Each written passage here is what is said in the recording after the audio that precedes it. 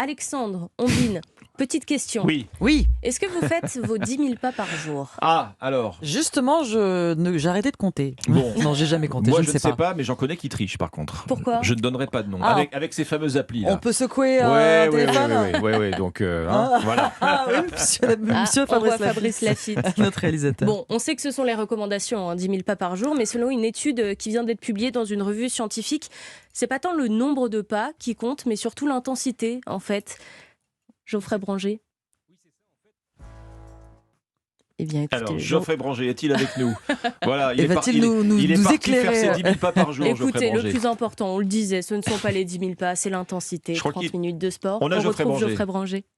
Oui, c'est ça. En fait, aujourd'hui, les spécialistes préconisent plutôt de faire 30 minutes d'activité physique modérée tous les jours. 10 000 pas, c'est très bon pour la santé, pas de problème, mais ça représente plus de 7 km de marche, ce qui est compliqué à faire quotidiennement. Un effort modéré, c'est quand vous êtes quand même capable d'avoir une discussion avec quelqu'un pendant l'exercice, mais que vous n'êtes pas capable de chanter. Ça se situe dans cet entre-deux-là.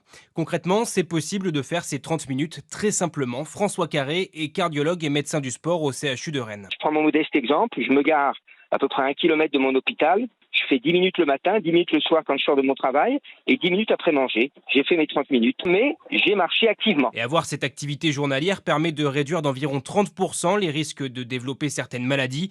Laurent Vinclair, médecin des équipes de France de judo. Les maladies cardiovasculaires, les cancers, l'hypertension artérielle, le diabète, le cholestérol, toutes ces maladies-là, on a bien démontré qu'en fait l'activité physique c'était l'élément principal qui pouvait réduire leur incidence ou leur gravité. Ce qu'il faut retenir de cette étude, c'est avant tout que la moindre activité physique régulière, même très courte, permet